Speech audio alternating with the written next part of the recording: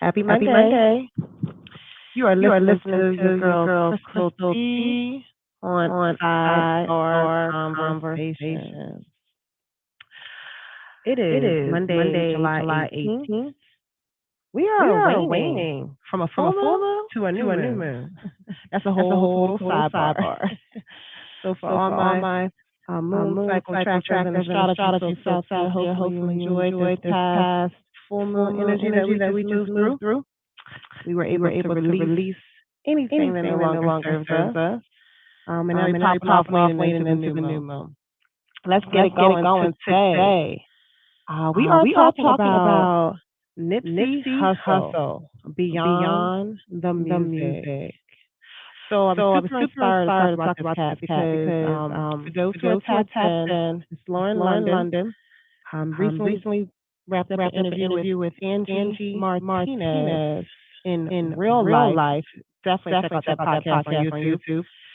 And I want I to tap want to into tap a little bit into of a what little bit of what Lauren Lauren discussed, discussed, maybe on maybe on another another show, show, but but really really inspired me inspired me to to talk and talk bring and the bring the conversations around conversations around Nipsey Nipsey Hussle, Hussle, the the man man beyond the beyond the music, music, what he what he means means to to me, me, and I and think I what he think what means he to means to the the culture. culture.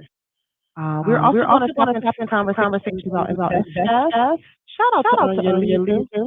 I I believe we're believe we're like like 17 days now. The countdown has begun. Invest Fest 2020. It is going down in Atlanta. So we're going to talk about what are you wearing? Hold on. You're echoing. It is echoing. I'm listening to it. I'm I like, told oh you I was man. going. I don't even know how. Change I it. told Just you I change was the setting. echoing. Did you No, turn me just off? change it. No, I'm about to turn it off now. You Am I live right now? mm-hmm. Keep Okay, going. so No, keep talking. It ain't doing it now. That's the funny part. It ain't so doing it at all. It's weird. so Mike and the C just came through to let me know that I'm echoing while we're live. That was nice. We're having a little Look, now technical that you're difficulties here. live, there's no echo at all because I came in. I don't know why I did that. It's all good. So we're going to get right back into it. Invest Fest, the EYL takeover is going down in Atlanta, August 5th through August 7th. Well, good to hmm hear, Mike Hennessy. Thanks so much for joining. I missed you the last couple of weeks. How you been? I'm chilling, like just working hard right now. So Yeah. yeah, that's all. So Just working hard, working hard. give me something good. Give me something new for the people. What are you working on? I mean, you don't got to spend a whole hour talking about it, but let us know because we're always talking about, money, business strategies, how we like creating generational wealth for ourselves, staying positive out here. hmm Give me something good for the people. What's been going on with you? What you working on? Right now, I have some stuff planned off with my group. Basically, just coming up with some fun like gameplay stuff. We got a nice little group that we're ready to start working with. Got some, some big things coming up in the future with tournaments. A big event that we're planning on doing. So Can you a speak lot of the event? of yeah, just a little bit. That The was a mischievous laugh. What's up with that? No, no, no. Listen, it's not even that because it's something that's in the works. So it's just like something that we want to collaborate with some big groups with. I have a bunch of friends that's in the Twitch community. That's in like Okay. the Twitch community. Couple of cosplayers, couple of game players and stuff like that. Game groups, big time stuff that's about to happen really really soon. And I think it's something that you're definitely gonna be excited about for you too, because it's things that we're making moves to try to bring every type of show through Blurred Approved Entertainment, bring every type of show possible to different places, like where you could do live stuff. So it's like it's just a work in progress. It's going to be fun. So All right. uh, So shout out to Blurred Approved Entertainment. We are hmm streaming live as well. So shout out to everything that's going on with that movement. hmm Um, keep us posted, Mike. So when you get more deets, make sure you keep us posted and we lock in because I'm yes. down for supporting everything that you got going through, hmm got going on. hmm Um, sorry about the sound difficulties that we had, team. Audience, friends, followers, subscribers. Make sure you take this moment to like and subscribe. By the way, moving forward, we're going to tap into the hmm conversation of the night. As I mentioned, we're going to tap in a little bit to the Invest Fest conversation because I want to know if you are going, what are you wearing, where are you staying, how you getting around. We're going to talk about that a little bit later, as well as the new announcements that came with all who will be in Atlanta for Invest Fest. But first, we are talking about Nipsey Hussle. I'm going to go ahead and share my screen. So just let me know, Mike, when you see my screen.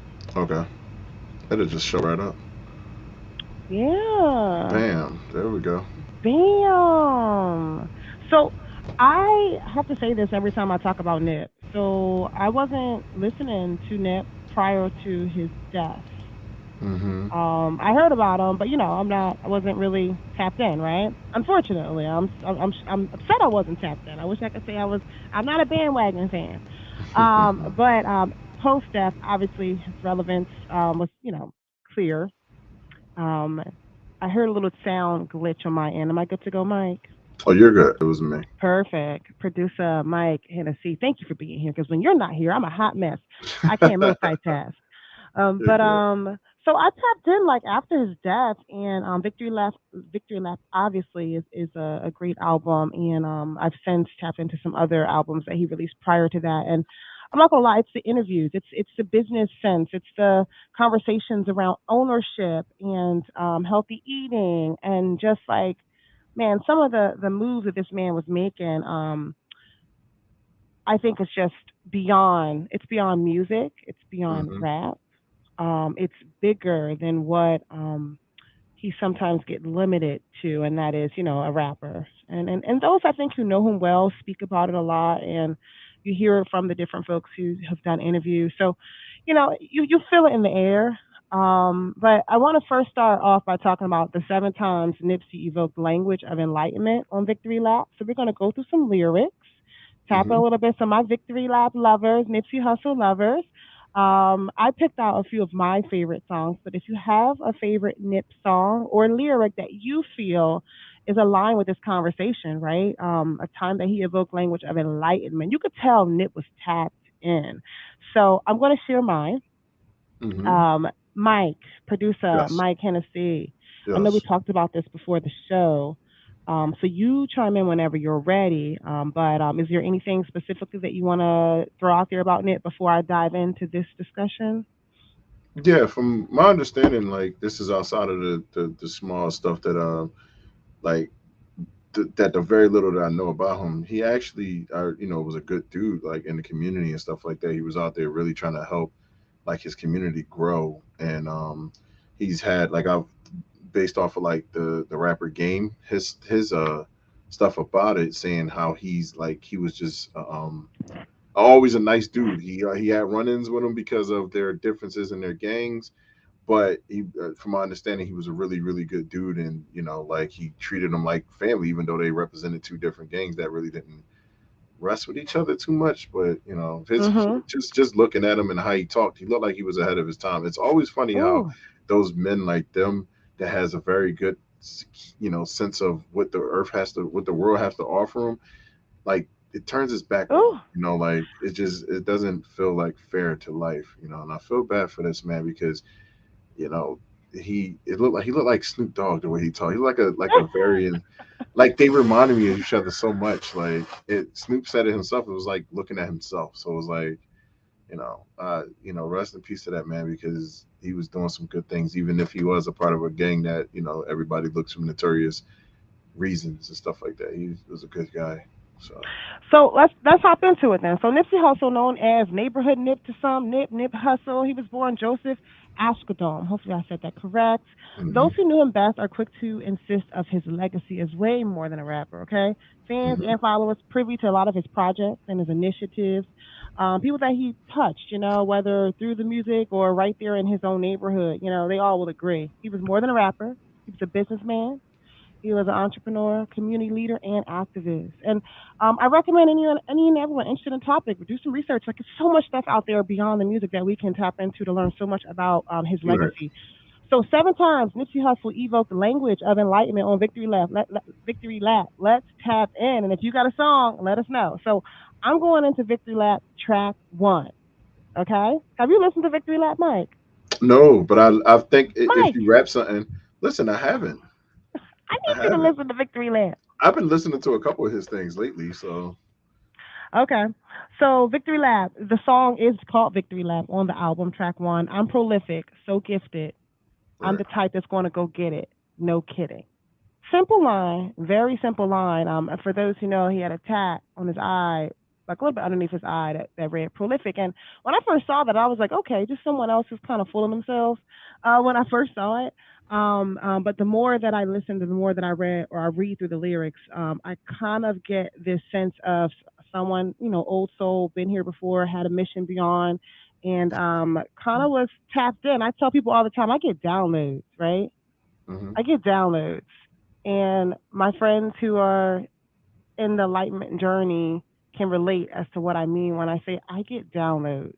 And for me, it's just a knowing. It's just something that you get when you are balanced in your position. You know what I'm saying? Like your spirituality. You just get information hmm that is sometimes just, it's just supposed to be. If that makes sense, you just kind of know how to maneuver, how to move. And I felt like Nip was probably someone also very tapped in to energy, tapped in to his download, tapped into the source. So I'm prolific, so gifted. I'm the type that's gonna go get it. Let's go to the second verse that is my favorite. Track three on Victory Lap. It was visionary. Either I'm genius or you scary. Maybe it's both in this balance I deliver daily. mm So we're talking about words of enlightenment, right? Anyone who is on a journey to enlightenment, there's different things that we could talk about from manifesting our greatness, things about, just understanding like the way of life, the balance of life, right? So when I hear him say he's a visionary, right, it means that he knows how to imagine. A thought can become a thing, right? hmm Maybe it's both, is what he said. So maybe it is the good and the bad within him, right? But maybe it's both in this balance I deliver daily. So for Okay. those who are out here, my yoga people, my chakra healers, you understand what I mean when I talk about how this particular line, maybe it's both in the balance that I deliver daily. It's very important to have that balance when you are on a process to enlightenment. So I do that was verse number two that made me feel like this was a gentleman very tapped in outside of the normal conversations. Next track. It's called Young Niggas. I know everybody don't like that word, but I gotta say it because it's the name of the song. Track number four on Victory Lap. Uninspired in your mind as you fishing for a phrase. First you over dedicate, then you notice that you're great, and you've been the whole time, and it slap you in your face. mm Okay. So I get chills when I hear that line. And I'm Okay. going to pause right there because I'm going to talk about some more. But even you, like, you're someone who hasn't really listened to Victory Lap. You said you're not like a huge follower of the music or the artist. But I want to read that again and tell me, as a black man, right, in hmm today's life, post Black Lives Matter, post civil rights movement, like, what we're going through out here in these streets. I want to read this and you tell me what this line means to you. Uninspired in your mind as you fishing for a phrase. First you over dedicate, then you notice that you're great, and you've been the whole time, and it slap you in the face. What do you mm think about that line? It feels like a person that just didn't understand themselves. Like he didn't understand his greatness. So when he finally understood his greatness, it came back and bit him in his ass. Maybe like maybe that's what I'm getting out of it. Like I hear, you know, I just hear somebody who didn't understand themselves. Like See, what I hear is uninspired in your mind as you're fishing for a phrase. That means fishing is like you're searching, you're seeking, right? yeah, hmm You can't find the words to explain who you are, what you want, what you're doing. First, you over dedicate, probably overcompensating. That's what people with insecurities do, right? You overcompensating because you probably don't have the confidence to make moves out here. Then hmm you notice that you're great and you've been the whole time. Then it smacks you in the face. Then you wake up and you start moving. If you think about Nip and a lot, what he was able to accomplish in his lifetime, the slap you in the face for me is like, oh, I had a wake up call. I hmm had a slap in the face like, oh, I'm great, and now I am like in go mode. hmm Track 5, Dedication, is also one of my favorite songs off of Victory Lap.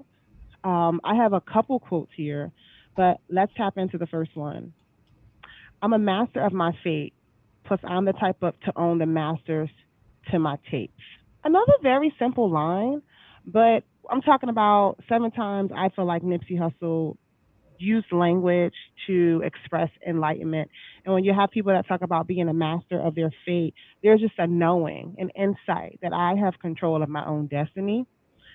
Also on dedication, I'm gonna like really, I'm gonna take this one I want to make slow. a I want to make a comment about that line that you just Yeah. read. So remember when I was talking to you about Game, that's how they met. He gave him his mixtape. Game thought that he was pulling up on him to do some action, but he really wasn't pulling up on him for that. He was pulling up to him to sell him his mixtape because he wasn't signed to no labels at all, and that's why that line makes sense to me because I do know that aspect. Mhm. He owns his own stuff, so Right. nobody owns him. He owns his stuff. Mm. So. That was definitely a part of his conversations very often, like ownership, and that ties into a lot of what we talk about in this show, right?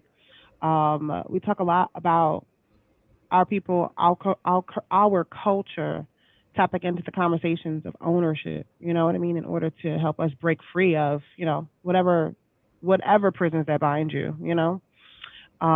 Anyway, so yeah, that was a good call out. Or I'm not done with dedication. For those who know Mhm. me, they know this is like one of my favorite songs ever. Kendrick Lamar's on it. I need you to tap in, Mike. Mike Hennessy, because I know you have a love for Kendrick the way I do. Mhm. And I think this is like a poem. It's more than a rap song. Okay. Are you ready? Yep. I'm about to put it. This ain't entertainment. Excuse my French, okay? Mhm. This ain't entertainment. This four niggas on a slave ship. These songs are just spirituals we swam against the waves with. Ended up on shore to their amazement. Mm. This song. Mm. This ain't just entertainment. These are spirituals we swam against the waves with. We ended up on shore to their amazement. I get deep when I read that one, yo. I get really deep when I read that one. Like, does that speak to you at all? Yeah. What? Yeah. Yes. Big time. What does that mean to you to hear that? In terms of like rap music, entertainment, you know what I mean? Like music in general, like for someone to It's. say, yo, Mm, it's like modern go day ahead. slavery. Like they they want they wanted to they wanted our blood and sweat and tears to build their colonies and to build their lands and to build their stuff and then make what we live in right now a thing called America.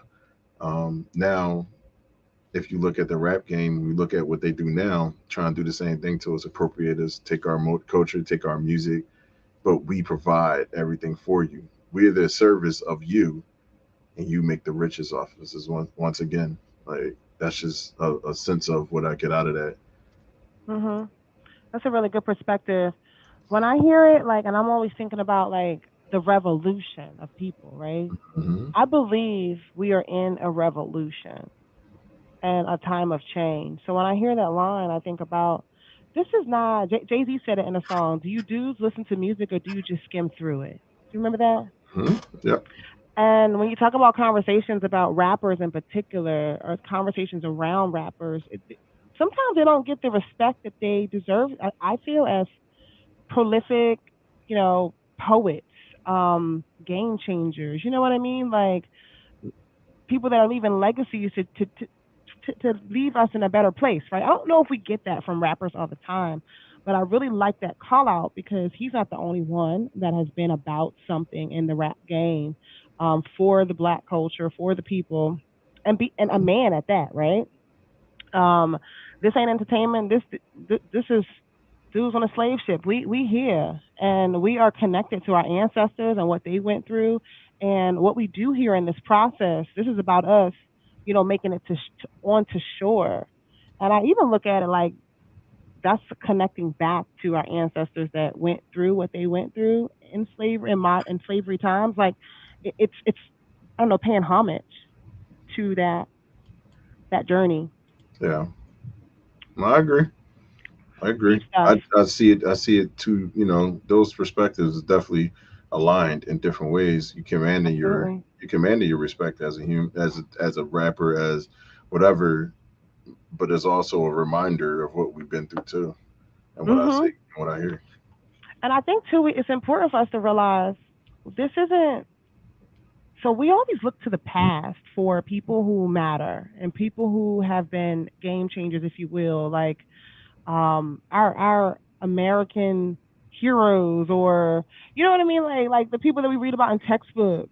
Hmm. Our biblical prophets. We look to the past, not really realizing that the history is now, and there's a lot of things that is happening now that you'll read about in the textbooks, um, in many different ways. You know what I mean? Like that we can look at now to say, like, listen, this ain't entertainment.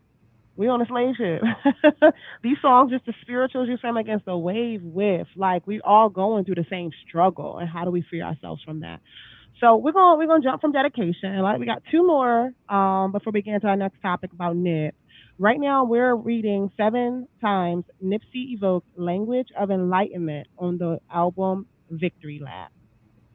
Um, Actually, I have another one for dedication. Look, I'm Joe on dedication. I thought we were over dedication, but clearly I love that song. All right, this is a good one too because it makes you think about Pac. You ready? Go ahead. I gotta ask if you ready because I'm about to go deep. Hmm. This the remedy, the separation. Tupac of my generation. Blue pill and the Matrix. Red rose and the gray pavement. Young black trapped and he can't change it.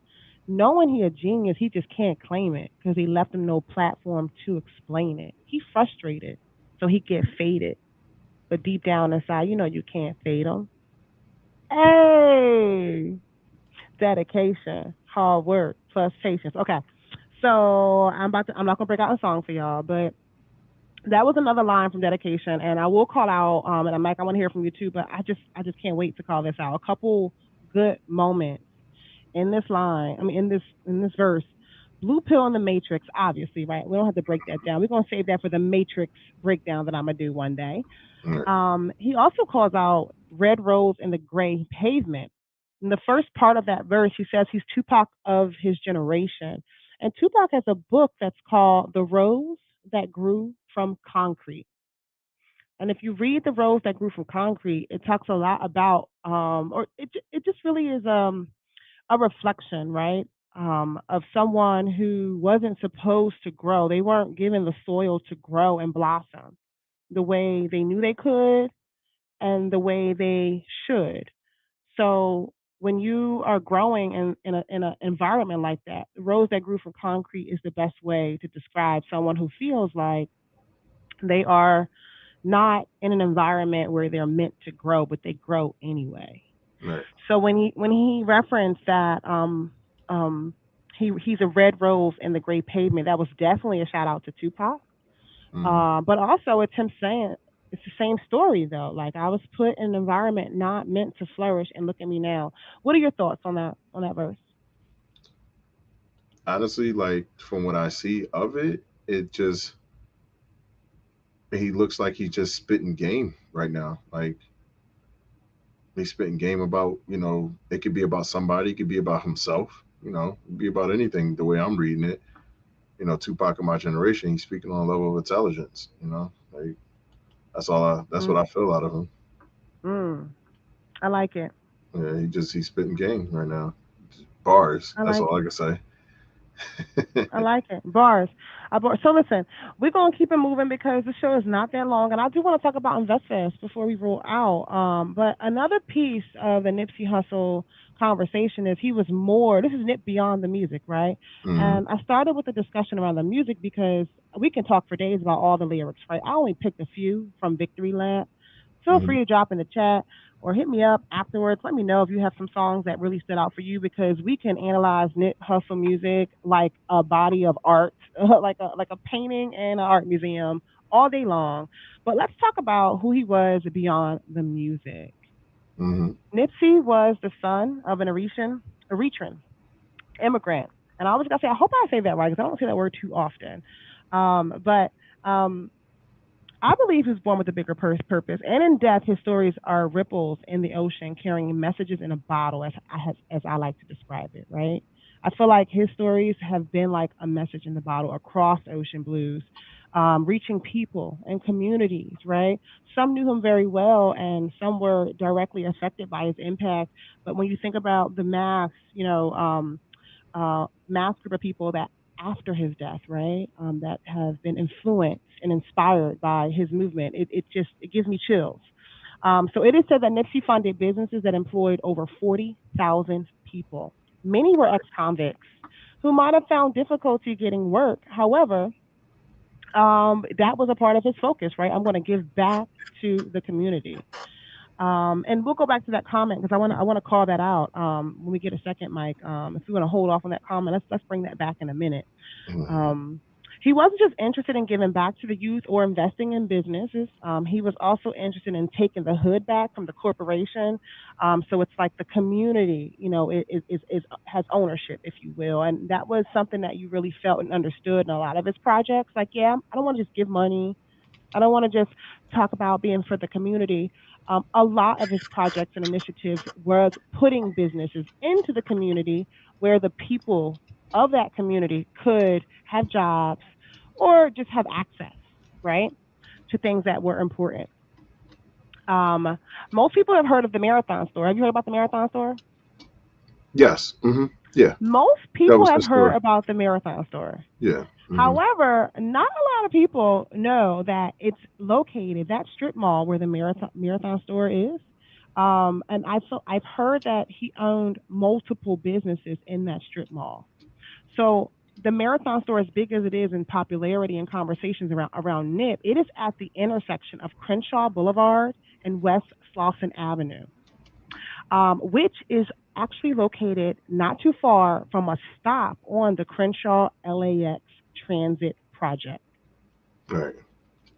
The reason why that's important is the LAX project is a big transportation project that has been in the works since 2014, right? And the goal of that was to bring money into the Crenshaw district, putting a transit light rail line from LAX through to Hollywood, but also connecting Crenshaw in the middle. So the corner where the Marathon Store is located is not only like a great location for giving back to the community. I thought it's very interesting to point out how strategically I haven't talked to Nip obviously, but I read that and thought like that's so strategic. How did this man know to invest in an area as they were gentrifying it on a corner where there is a new rail line that is, you can only think about it. Politicians, business people probably are already thinking about this. A rail Hmm. line is being built to bring money into the LA Crenshaw district, but for someone of his stature to think big like that and build on that corner, I just think it's out of this world. Sidebar: if this was another show, we'd be talking about the conspiracies that I think are really around. That when I found out he owned that corner, I was like, oh, that's kind of interesting. Oh But what do you man. think about that, Mike? Anything in particular? And we can go to the comment. No, no, no, no. I really am just learning as we go. I love everything that's about him right now. At this point, I'm like, oh, okay, I like him. Like, Very interesting person. yeah, So Marquise Jones said Nip introduced me to crypto. He was working on his own coin. And I heard about that. And it's funny because crypto and the conversation about investment and stocks is huge right now. But it's been huge, like it's huge to us in the mainstream. But Nipsey was definitely someone involved in that conversation. Marquise says they used to hustle in that plaza as youth, so it was a part of them. I love it, Marquise. I actually read that, but tap in the Crystal Sidebar, right?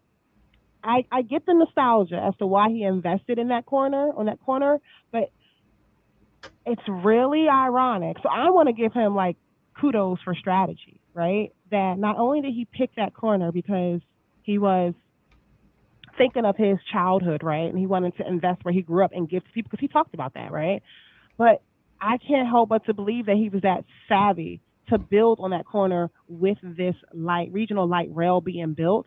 And if you look up the LAX project, it's a big deal. NIP's project in that is called Destination Crenshaw. You can find that group on Facebook. He has been they've anyone from politicians to councilmen, they have given him the credit for naming it Destination Crenshaw. And so the more I look into that project, the more I see how big he was and the changes that he was making that could have really affected different city councilmen and different business people that might have had their eyes on that area too. So that's my sidebar around it. I won't go too deep into it, but I think there's more to the story. To be honest, knowing that his hands were very much tied into some big deal moves. But Marcus Jones said absolutely right. Strategic moves, genius move. He didn't just pick a corner where he was hustling. He picked a corner that is about to be a very huge corner in terms of bringing money into the environment. Now that LAX project is underway and in process. So for more information about Nipsey Hussle and all of his projects, you can visit Destination Crenshaw on Facebook or research Nipsey Hussle. He also had the Vector 90 project. He had the STEM project, which focused on basically exposing inner city children, youth that is, to science, technology, and so much more, right? So lots of good stuff. If you want to know more, look it up, the STEM project, the Vector 90.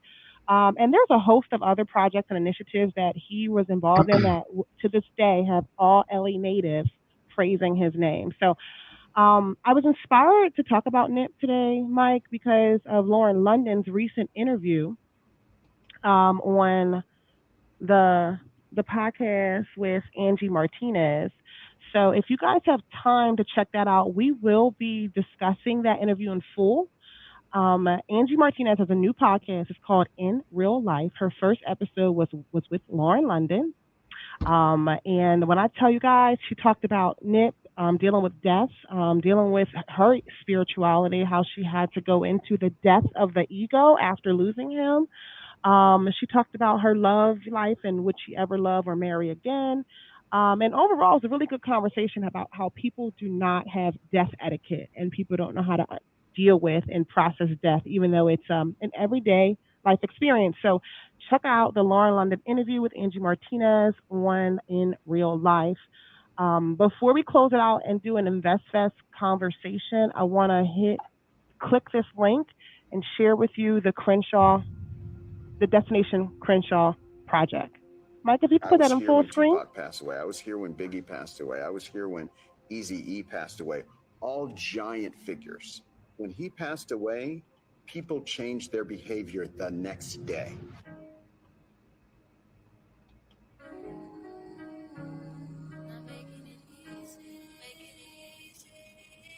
Energy doesn't go away, it just changed shape and form.